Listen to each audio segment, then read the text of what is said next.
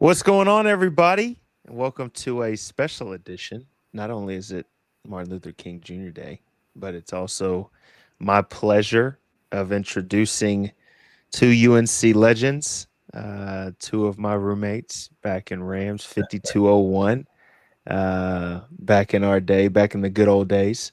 Legend himself, Luke Maye. Everybody knows the shot he hit. But Luke and Kenny Williams on here with us today, and obviously my guy John here to make things happen.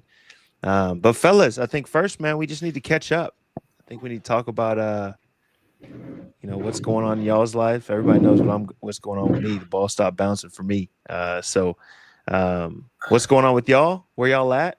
How's life been? How's basketball been? Fill us in, man. Kenny, you want to go? You want me to start it off? Yeah, I got it. I got it. Yeah, man, I'm back in Greece. This is year 4 in Greece. My 4th different team. It's going well, man. It's kind of going by super fast. It's already, almost the end of January. But hanging in there. Team's starting to play really well. The start of the season was a little bit rocky. We were dealing with roster changes, injuries, things like that. But we found a little bit of stability and we're starting to play a little bit better. So that's a positive thing. We're just trying to keep it going. Yeah, that's it on my end. Sounds good. I mean, I think similar to Kenny, there's obviously, for me, I'm playing in Japan. It's my first full season in Japan. Obviously, overseas basketball, the ups and downs. But I like it. I mean, unfortunately, I had I sprained my MCL in a game 2 weeks ago, and just trying to come back, get healthy. Yeah, I mean, season's going pretty well. We're just outside the playoff hunt right now, but got to make a good push here this second half of the season. And I enjoy Japan. The lifestyle's different. The food's incredible. And the basketball's a lot of fun. We get a lot of opportunity to play a lot of minutes and get a lot of shots, as we like to say. I mean, it's great to continue to play the game. It's hard, obviously, as Kenny mentioned too, as well, just over here with the ups and downs, and I'm over in Japan by myself, so it's just a little bit mentally can be taxing, but we're playing a game, and you got to just kind of try to keep it. And Luke, now, are you in North Carolina or are you in Japan right now? We were worried. This is super late. It's like 2 a.m. in Japan, so we didn't want to keep you too late. Well, I appreciate it, man. Fortunately, I'm back in North Carolina. I fly out tomorrow morning, but I got back last Monday. Been here for about a week and just had to get a little second opinion up at Chapel Hill and got some rehab with Jonas and Doug. Shout out support staff up there at Carolina. They're great. And, they've helped me more times than I can count over the years. So, but yeah, I'm back in North Carolina for another 24 hours. You are listening to the Shooting It Straight podcast. We're here with our two special guests today.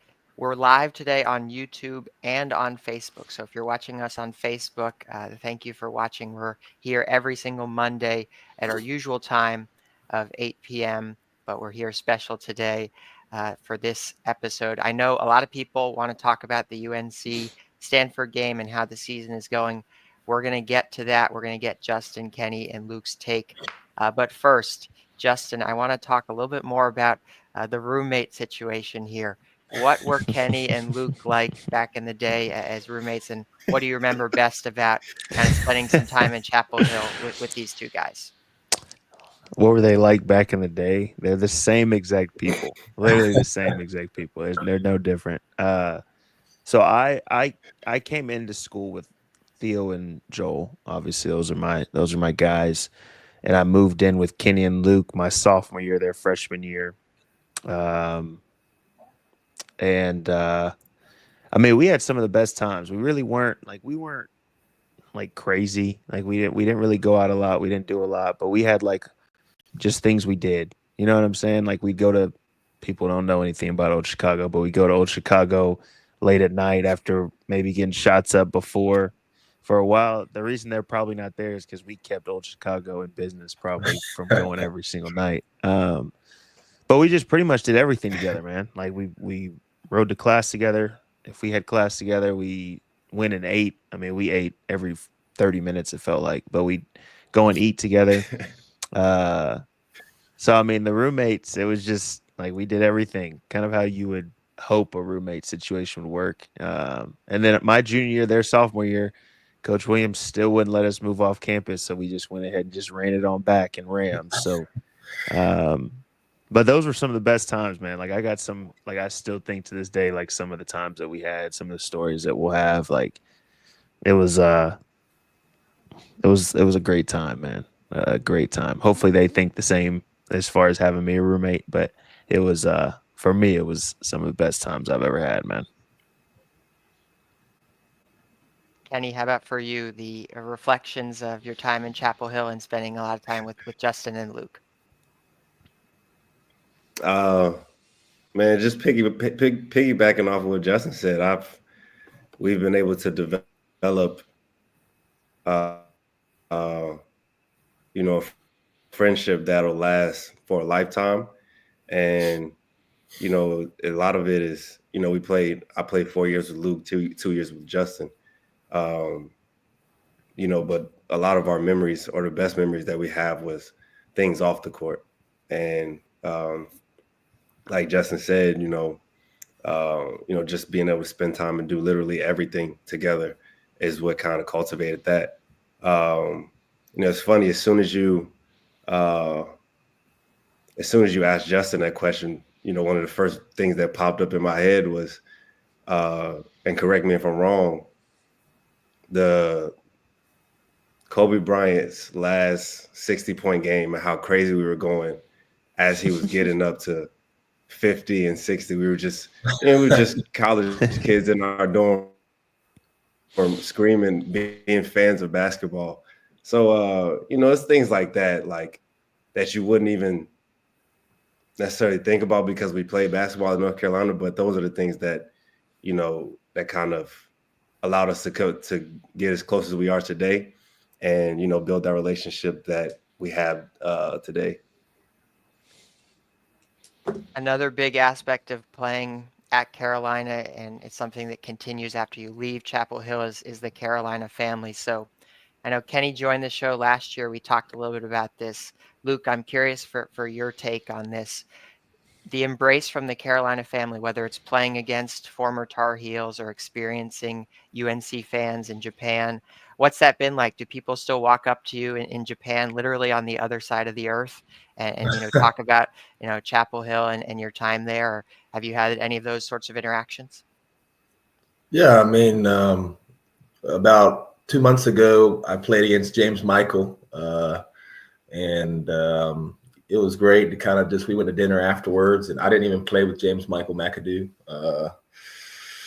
just because, I mean, he was a couple years before me, but I mean, we still work out over the summer and still have a great time, just shooting it, talking, enjoying it, just enjoying the grind of overseas basketball, and he's just somebody who's done a lot in the basketball world, a couple of NBA championships, and somebody that I kind of try to learn from. And then, like, as you said, the Carolina, just the Carolina the interlocking in sea. I mean, you just see it all over the world, no matter where you are.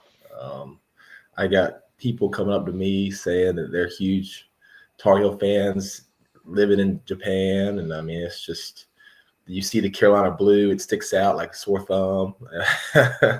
So, I mean, it's pretty special. I never really thought it could go globally that much when I was deciding to go to school. I mean, obviously being from North Carolina, it was a dream to play at the in-state school with guys like Sean May and Tyler Hansborough and just so many greats that played there. And but I mean, it truly is incredible to see how the North Carolina just support is truly worldwide. So I mean, it's special. But going back to the roommate situation, I mean, obviously, like what they said, I loved rooming with all of them. But I mean, we can't forget about the 6 a.m. Waffle House runs before before our lifts during the summer. I mean, that's something that I truly cherish. I mean, like Justin said, we were eating all the time, and just made it easy to kind of push through the lift after we had a little breakfast in our stomachs. Probably not the best form of breakfast, and Jonas probably gonna get on us for it. But I mean, those are the things like what Kenny said with watching Kobe's last game, and just the memories that are really outside of basketball are truly things that I think about and cherish for sure.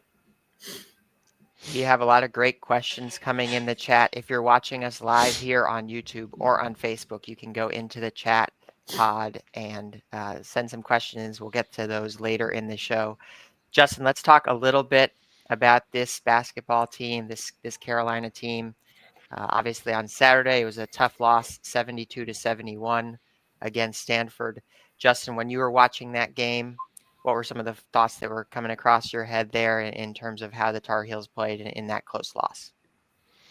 Yeah, I think coming into the game, I didn't really know too much about Stanford, to be honest with you, other than their big fella that obviously had a really good game.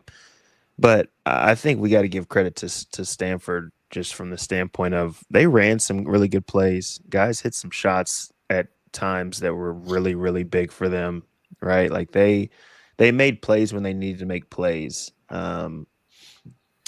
With that being said, I think there were times when North Carolina could have, kind of just put the game away at times. I know there was a point in the game where I think it was at the end of the game, RJ hit 2 free throws to go up 66-61, and I think there was a timeout. And for us, we've talked about it before, but when we were at school, and I'm sure they still do it, but in practice, it'd be like score, stop, score. So the 2 free throws was basically a score. Now you just basically need to stop and a score to kind of put the game away.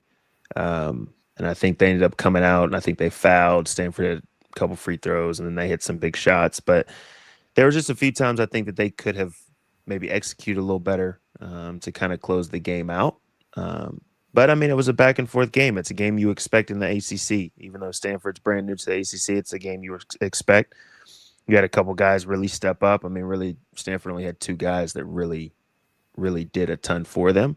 And then you had some guys on our side that struggled. Ian had been putting up crazy numbers, and he goes 1 for 8, which is just how basketball works. Sometimes you can't really get past that. And I think there were some other things that we can get into as well. But, the inside presence, obviously going against a really good big, that's where you really get tested. And I think some of the games that Jay Wash had coming into this game were unbelievable. And having to go against a big like that is difficult. And so I don't think we necessarily got the same production from the inside that we had coming into the game. But at the same time, like I said, you got to give Stanford credit. They had some huge shots, made some big plays.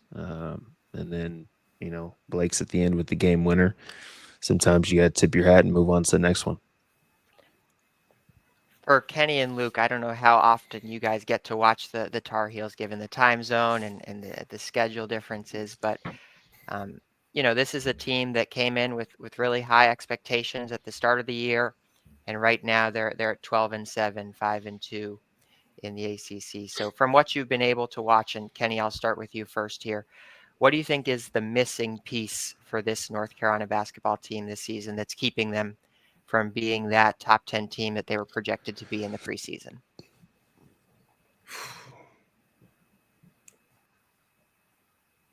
Man, I think if you look at the big picture of the season, 40-minute games together, And to be honest, it hasn't been, a 30, 35-minute game. I mean, teams are gonna have lapses throughout the game, but and again, this is big picture, looking at the totality of the season. Even in the games that we won, I think everybody can agree that, our first halves haven't been our strong suit. And, we've been able to dig ourselves out of holes that we've dug and, gotten back into games.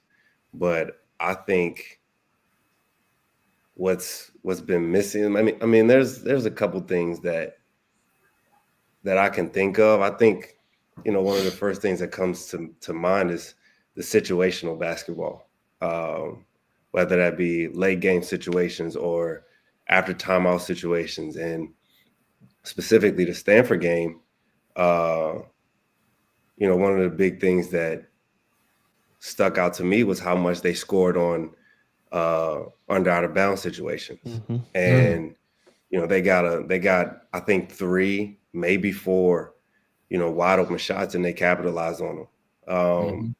So I think, the situational basketball has to be a lot better from this team. And that includes, mainly late game situations for me personally, I think. But it also, execution out of timeouts, whether it be offense or defense, those baseline out of bounds situations where teams do run plays to get shots. I think this team just needs to execute a lot better in those situations to help themselves. It's been an Achilles heel for us late game, but those are the kind of things where you look at it and you can look back and say, man, we let them score too easily in these situations. And I think that's a key moving forward that we have to fix and, work on as we go into, February and March.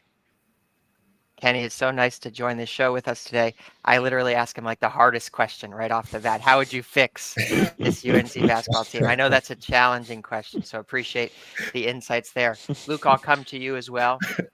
Same sort of question there about, what are some of the missing pieces for this UNC basketball program right now in some of the games you've been able to watch?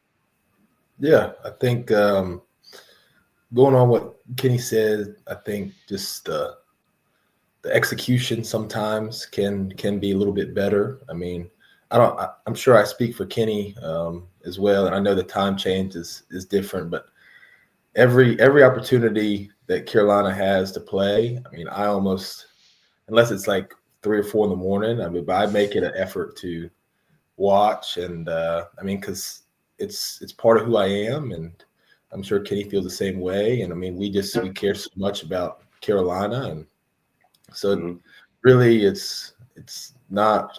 So I've seen almost every game this year. I think I missed the Michigan State game because it was middle of the night, but I think the biggest thing, like what Kenny mentioned, was just the execution. And then also for me, just being up there the past couple of days and being able to be around the guys and the coaches and be able to talk to Coach Davis and talk with the assistants. I just think some of the decision making defensively and offensively can be improved a little bit, and especially late game situation. I mean, I think about just there was an opportunity we had. I think Vin got a big block in the second half on a layup, and the ball is just bouncing right around the paint, and a couple guys are kind of back and forth, like who's going to grab it, and they end up coming up with it, and they get 2 free throws. Just things like that, which, I mean, I know as a former player, like it's easy to kind of call that out, but it's a little bit of kind of just trying to, you got to make those winning plays at the end, and like Justin mentioned, ACC's tough conference. I mean, every game is going to be important, and you just got to have those winning plays there at the end that kind of can make or break the game. And every team's going to have ups and downs. And I think the great thing about this year's ACC is there's not really I mean, Duke's playing really well, but I mean, everybody else is kind of right in that mix of, I mean, everybody's got a chance, you know. Carolina's got a lot of games ahead of them, and I think they're set up to play well and succeed, but they just have to kind of have those 1 or 2, 3 plays there at the end that really get them over the hump. Yeah, I think honestly, y'all both hit it like spot on. It's hard for us to give a true assessment on certain things because we aren't there. Like you were able to be there, be around the guys, be around the coaches, that kind of thing. Um, I guess for me, because I've been trying to figure it out as well. The most obvious, biggest missing piece, like as far as like player wise, is having a legit, consistent big. Right, like that's just kind of how it's been all year. It's been like a revolving door. Van Allen will play really well, then Jay Wash will play really well. Then it'll be kind of okay, now who's going to really solidify that spot? That's just kind of how it's been pretty consistently, which is totally different than whenever we were there at school because we had our option 5 was really, really good, right? Like, so I guess for me, when it comes to, okay, obviously they're not going to all of a sudden just have a 20 and 10 big just pop up, right? Like that's just not realistic. We can't sit here and say, oh, we want this guy to be that. Like that's just not how it is. What are some things that y'all think could change or some adjustments that could be made, whether offensively, defensively, that can help, I wouldn't say cover it up, but help the bigs inside, help have a little bit more presence inside? Like what's, Luke, I'll go with you first since you were one of our bigs. Like what would you say is something that you've just seen throughout the game that could help in an adjustment to help those guys inside? Yeah, I think like you mentioned, you know, it's just the nature of this team this year. We don't have, I mean, like you said, Ben's had some great games. Jay Wash has been playing really well recently. But just kind of the biggest thing that I think could help is obviously just continuing to have a big man by committee, you know, trying to kind of play off of each other, really accept the role of, hey, like if we're playing a really good big tonight, my job is to box them out every time, to not give them easy looks. And a lot of, because of the situation, and the coaching staff's doing a really good job of, like, they tried doubling whenever the big man from Stanford got the ball most of the game, and just trying to kind of find little trinkets to really help them kind of cover up the missing piece inside. But I mean, I think, like you said, just we just need to have a committee. And I think having Seth back, even though Seth's a little bit undersized, I mean, his athleticism is huge, and just Ian playing really well, and then Seth coming back after having such a great start. I think they're both trying to figure out how to play with each other. So kind of getting a couple more games where they can both try to figure out kind of how to play off one another with RJ and Elliott as well, I think would be important. And I think Drake's really coming on and had some really good games. And I think Drake can help us a lot, rebounding and kind of inside presence. And the big thing that I think is that I saw recently this past week that I was up there was just when we were there, we had so many great bigs who really attacked the glass offensively. And I think, I mean, we got dominated against Stanford second chance points just because we didn't really, I felt like, attack the glass offensive rebounding as much as we should have. And I think that's something that can just take a lot of pressure off of the guards, and it's demoralizing to the defense. And I think that's the biggest thing that I feel like can maybe help us get a couple cheap baskets here or there. Yeah. I think to your point, and then Kenny, you can go, but I think to your point, I think I was looking at, I think they're 16th in the ACC right now in both getting offensive rebounds and giving up offensive rebounds, which obviously isn't it's not a great stat to have when it comes to, you know, just giving yourself multiple opportunities, right? Like I mean, we weren't necessarily the best shooting basketball teams, but we knew 50% of the time we were going to get offensive rebound, so it just gives you more opportunities. It makes offense just easier, going one shot and out, like that, and then having to guard and then maybe giving up an offensive rebound. That takes a toll as the game Mhm. goes on. And so I think that's just kind of that's the tough part about it. But Kenny, what's your thoughts? What you think? Um, to be honest, man, I haven't really thought about it until you asked that question. Obviously we're a pretty fast team offensively. We score a lot of points. I don't know how many possessions, but we get 80 some points a game. But I would like to see them try to play a little more or speed teams up defensively.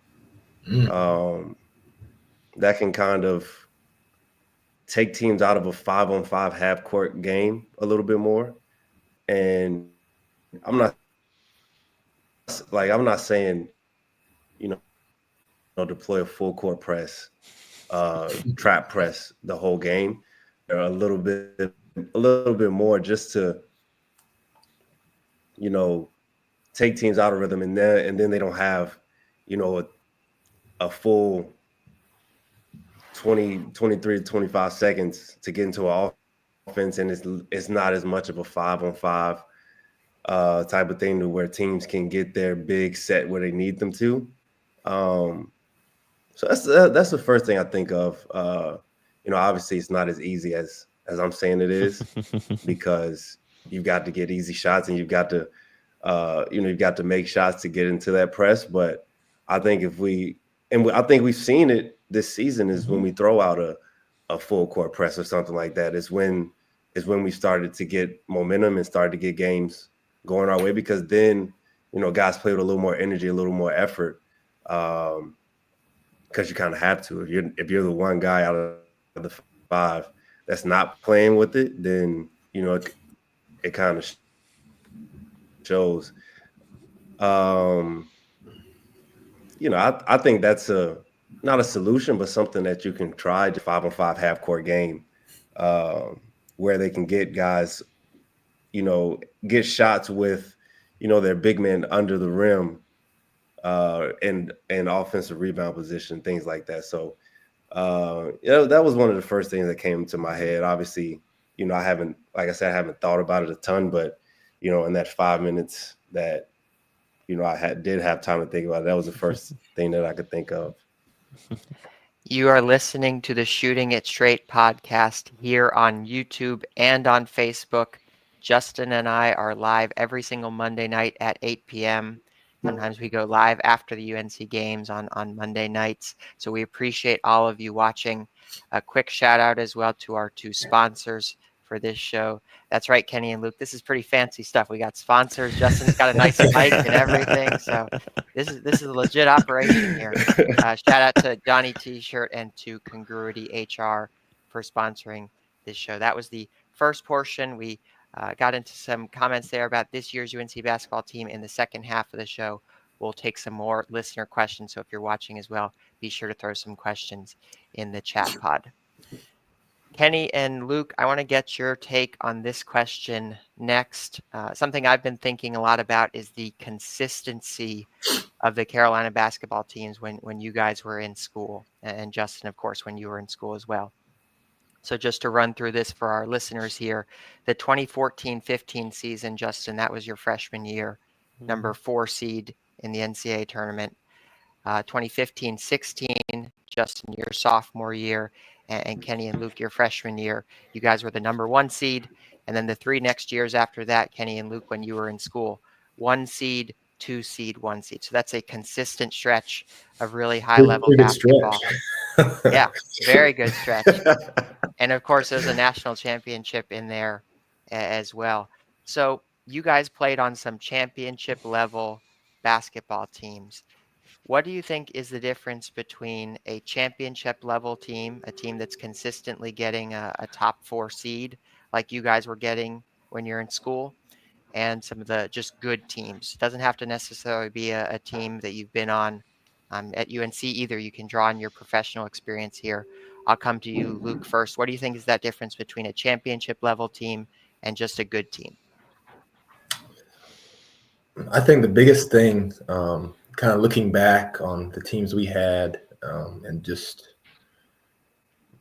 being professional and kind of seeing a lot of really good teams, really try to kind of take that next step, going from a good team to a championship team, is just when things get tough, when you handle adversity, and because every team, there's different levels of adversity, losing 2-3 games, 4 games in a row, or just losing one game, there's different levels of adversity every year. And I think the biggest thing that I remember about the teams that I was on at Carolina, and then also professionally, like being on good teams, but also playing against really good teams, is just when other teams go on 9-0 runs during the game, or 11-0 runs, or just bigger picture, you lose 2 games in a row, or you lose at home like this past weekend. It's just that bounce back and that inner game kind of battle that you face with the opposing team is where the good teams are separated from the championship teams. And just handling that adversity, trying to overcome a tough shooting night where you're not going to make shots every night, but you can rebound, you can play defense, and you can win games other ways. I think that's the biggest thing that I remember. I remember my freshman year, we just won Maui, and or that was my sophomore year. Sorry, it kind of runs together sometimes. But sophomore year, we just won Maui, and we're going to play at Indiana, and we get beat very badly. And we were like number 3 team in the country. And I remember coming back, and that next week of practice was one of our toughest weeks of practice we had all season, and I think just kind of battling adversity and kind of handling kind of the ups and downs of the season is what I would think really hits home for me when talking about championship teams. But I think there's everybody has their own opinion, and I truly believe that this team's got a great chance. They got a lot of talented players, and I think they're going to figure it out. They have to really kind of take it upon themselves individually to kind of face that adversity and really push through it. Kenny, same question to you there. The difference between a really great team that you've seen either at UNC or professional level and just a good team.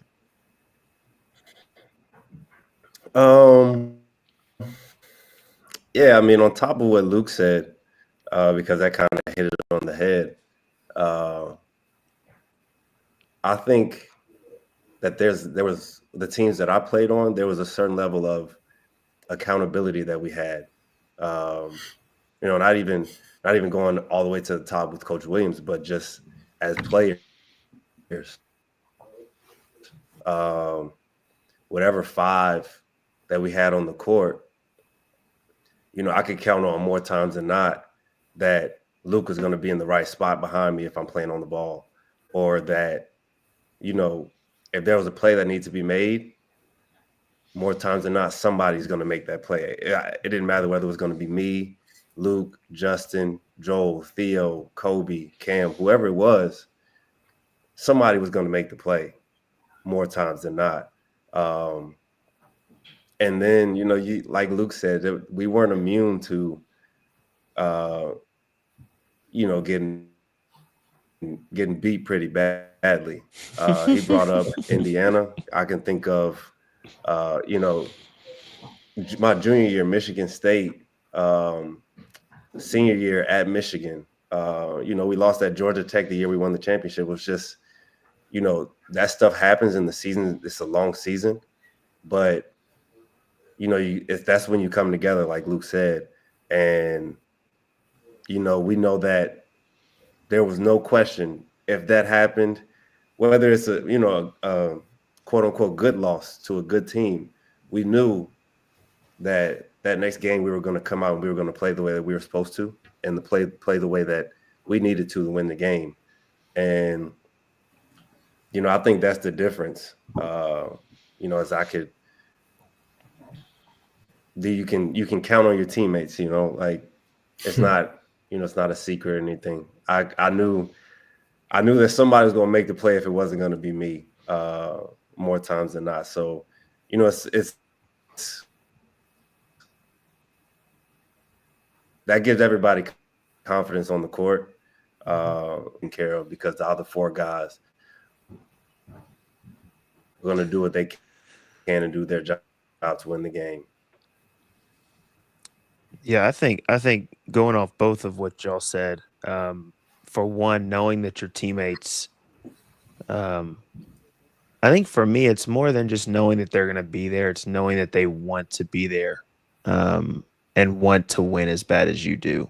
I think we were blessed. I'll speak for myself mainly, but like I was blessed to be on some like real competitive teams, right? Like there were some real competitors on every team that we played on at UNC, right? So like my freshman year, even though we weren't great, right? We had Marcus out there. We had JP was a big time competitor.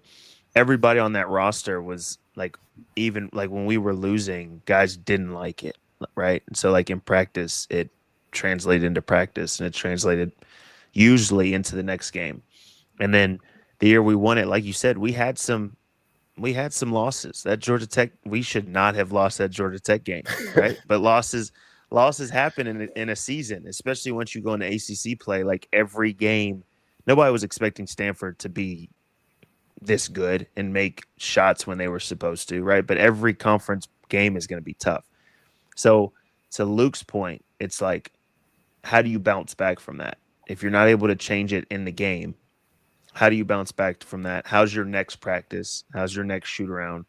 How's your next scout, right? Like what mentally, how are you able to walk into that? I think the one thing I would add is, and I hate using the word role, right? Like I hate when people say, oh, you got to find your role, right? Because it's like you don't want to hold somebody back ever. But it's like, how do I affect the game in a positive way to help this team, right? Like for me, I'll just say my junior year, the year we won it, right? The team went from, hey, we were super big dominant. Like every play, if we didn't touch the paint with the big, if we didn't give the ball to the big, there was something going on, right? And then my junior year, we kind of shifted. So it was like me, Joel on the perimeter, Kenny, Theo, Luke, once he started playing, like it was more outside shots. So it just shifted, which means somebody had to kind of fall back into a different type of role, right? So that was Kennedy, that was Isaiah, that was Tony, that was Luke at times. And there was no sort of complaining. There was no, if it wasn't for Luke, we wouldn't have made it. If it wasn't for Kennedy in the Oregon game, we wouldn't have made it, right? Like there were so many times when they were able to step into that spot, but for the majority of the season, they were kind of on the back burner at times. And there was no complaining. There was no, man, I should be getting this, I should be doing that. It was just, hey, this is what's helping our team win, and that's what we got to do. And I think at times with this team, it's like, it's different because it's such a brand new team and guys haven't been there. But at times you can kind of see like guys don't really know, okay, well, should I be aggressive here? Or yeah, I'm going to be aggressive here when really I should kick it out. Or, like there's just certain times I feel like there's not this is what I'm supposed to be doing to help this team win. And I think the difference between those championship teams and a good team is that like everybody falls into exactly what their strength is for that team. It might not be what their strength is when they go pro. It might not be what their strength was in high school. But what does this team need me to do?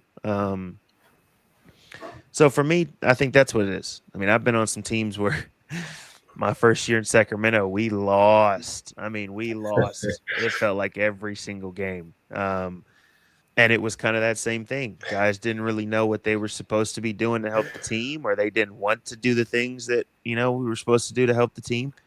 And then, like I said, we were lucky. I mean, Luke and Kenny, I think they might have had the most like blessed 4 years when it comes to the teams. um, but like we were lucky to have guys that were willing to do whatever to win games, and that's just kind of what you have to have.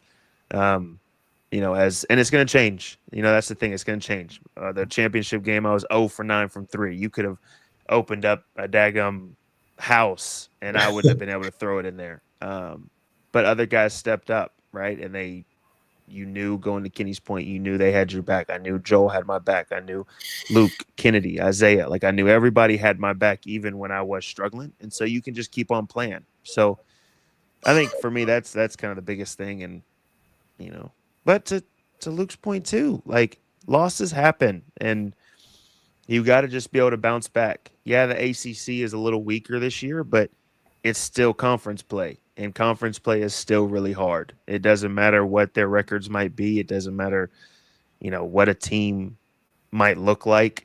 It's still going to be really tough. And so this team's whole job is to move on to the next game. I think they play Wake on Tuesday. Get that one, move on to the next one, right? Like, that's how you have to look at it. And so hopefully they can do that. We are getting a lot of really good questions, so I'm going to pretend to be Joel or Seventh here. I'm going to kind of dish these out to you guys. So we're going to hit a few of these kind of rapid fire a little bit too. So we'll start, Luke, with you for this one.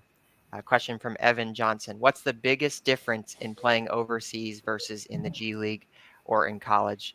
Luke, what's your experience there? For me, I think playing overseas is a lot more physical, a lot more similar to college. I think I would compare overseas more to college than G League. I think a lot more kind of running sets, kind of playing your role and kind of figuring out kind of how to best exploit the defense. I think the G League's a little bit more kind of pick up and playing kind of one-on-one.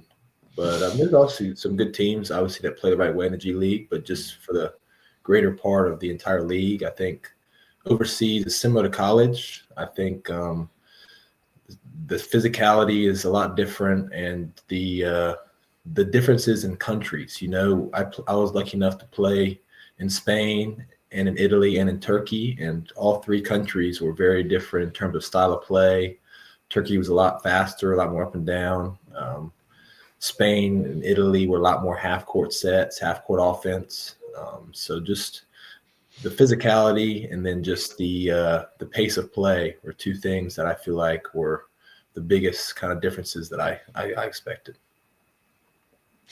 This is a question, we'll start with Kenny, but all of you can speak to this. Question from Mark Ellis. Favorite memory of the 2017 team, the national championship team? Kenny, what's your thoughts there? Man, I think looking back on it, aside from the whole winning the championship part, point for me, because we were playing really good basketball. We ended up winning, and it felt like after that trip, before we got humbled at Indiana, it felt like we were on top of the world at that point.